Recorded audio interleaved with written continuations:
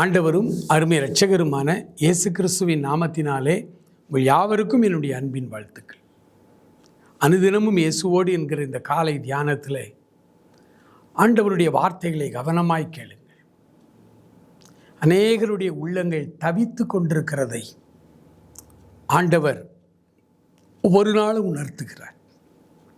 விடை தெரியாத கேள்விகள், விடை தெரியாத பிரச்சனைகள், யாரிடத்தில் போனாலும் எதையாவது ஒரு சாக்கு போக்கு சொல்லி நம்மை அனுப்பிவிடுகிறார்கள்.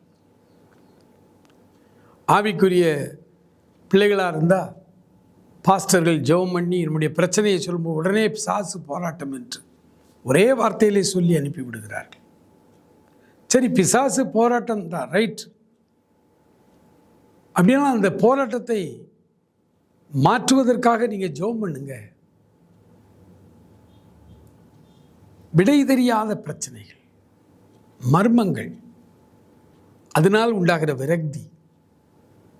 யோபுவின் புத்தகம் 12ஆம் அதிகாரத்தில் 7 மற்றும் 8வது வசனங்களை நாம் வாசிப்போமா?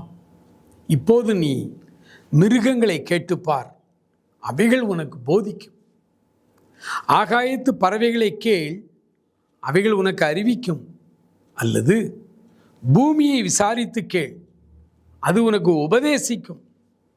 சமுத்திரத்து மச்சங்களை கேள், அவைகள் உனக்கு விவரிக்கும். ஆகாயத்து பறவைகள், தேசத்தில் காணப்படும் மிருகங்கள்,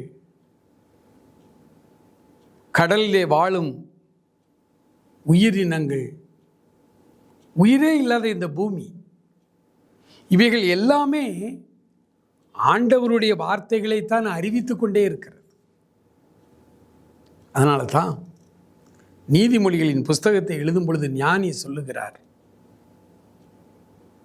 எனக்கு ஆச்சரியமாய் தோன்றுகிற மிகச்சிறிய விலங்குகள் உண்டு. சத்துவமற்ற விலங்காய் இருந்தும் கண்மலையிலே தன்னுடைய வீட்டை கட்டுகிற குழி முசல்கள் என்று ஆண்டவருடைய வசனம் சொல்லுகிறார். நீதிமொழிகளில் ஆண்டவர் ஞானியின் மூலமாய் சொல்லுகிறார், சோம்பேறியே, எறும்பினிடத்தில் போய் நீ பாடம் கற்றுக்கொள். ஆண்டவர் நம்மை சுற்றி இயங்கிக் கொண்டிருக்கிற இந்த உலகம், உயிருள்ள உயிரற்ற காரியங்கள், அவை எல்லாவற்றையும் நீங்கள் கூர்ந்து பார்த்தால் அதிலே நாம் இப்போ கற்றுக்கொள்ளக்கூடிய பாடங்கள் இருக்கிறது.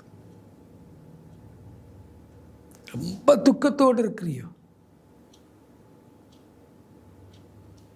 ரொம்ப வருடங்களுக்கு முன்பு மதுரையில் அருமை நாயகம் தம்பதிகள் என்று ஒரு அண்ணனும் அக்காவும் இருந்தாங்க. அவங்க சிறுவர்கள் மத்தியில் ரொம்ப வல்லமையாய் ஊழியம் செய்தார்கள். அப்புறம் சுவிசேஷகர்களாக திருச்சபையிலே போய் ஆண்டவருடைய வார்த்தைகளை அறிவித்தார்கள். நிறைய ஊழியம் செய்தார்கள். அவர்கள் எழுதின ஒரு பாடல், அவர்கள் எழுதினது என்று நினைக்கிறேன். நான் சின்ன பையனாக இருக்கும் பொழுது அந்த பாடலை கேட்டேன்.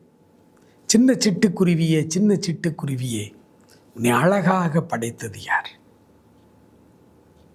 இந்த பாடல் அவ்வளோ அருமையான ஒரு வேத சத்தியத்தை சொல்லித் தருகிற பாடல். எந்த வேதனையோடு இருக்கிறீங்களோ ஒரு சிட்டுக்குருவியை பாருங்கள். அவைகள் விதைக்கிறதும் இல்லை, அறுக்கிறதும் இல்லை, களஞ்சியத்தில் சேர்த்து வைக்கிறதும் இல்லை. அவைகளை பிழைப்பூட்டுகிற உங்கள் பரமபிதா இன்றைக்கு உங்கள் தேவைகளை தரமாட்டாரா? மனம் கலங்காதிருங்கள், தைரியமாக இந்த நாளை எதிர்கொள்ளுங்கள். ஆண்டவர் உங்கள் ஒவ்வொருவரையும் ஆசீர்வதிப்பாராக. ஆமென்.